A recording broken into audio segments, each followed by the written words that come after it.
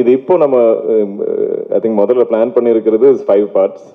அது இனியும் க்ரோ ஆகாமல் தெரியாது. பிகாஸ் இதில் அவ்வளோ ஸ்கோப் இருக்குது. அவ்வளோ இந்த ரிசப்ஷன் பார்த்ததுக்கப்புறம் ஐ திங்க் இப்போது நிறைய டிஸ்கஷன் போயிட்டு இருக்கு. ஆனால் ஐ திங்க் இது ஒவ்வொரு படமாக இது பெருசாக ஆக போகுது. ஸோ ஐ திங்க் நிறைய இன்வெஸ்ட் பண்ணிட்டே இருக்கணும். ஆனால் இந்த ப்ராஃபிட்ஸ் வரும்போது definitely we will share it with our team. ஏன்னா அவங்க தான் டிசர்வ் பண்ணுறாங்க. பட் இவ்வளோ ஐ மீன் அருண் இந்த சந்தோஷம் இது எப்படி சொல்ல எனக்கு தெரியாது. ஏன்னா இவ்வளோ அக்செப்டன்ஸ் வரும் எங்களுக்கு தெரியல. யாரும் எதிர்பார்க்கல. இப்போ நம்ம சோஷியல் மீடியா எடுத்து பார்த்தாலும் எல்லாரும் எல்லா இடத்துலையும் இந்த படத்தை பற்றி தான் டிஸ்கஸ் பண்ணுறாங்க. நான் இவ்வளோ படத்தில் நடிச்சிருக்கேன். ஆனால் இந்த மாதிரி ஒரு ஒரு ஒரு கிரேஸ், ஒரு லவ் நான் பார்த்ததில்லை. So I think the film is really connected. அப்போ இப்போ நம்ம ரெஸ்பான்சிபிலிட்டி இன்னும் பெருசாக இருக்குது.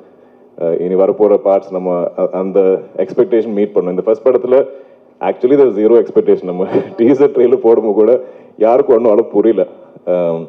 அந்த ஃபர்ஸ்ட் டேக்கு அப்புறம் தான் I think it took off.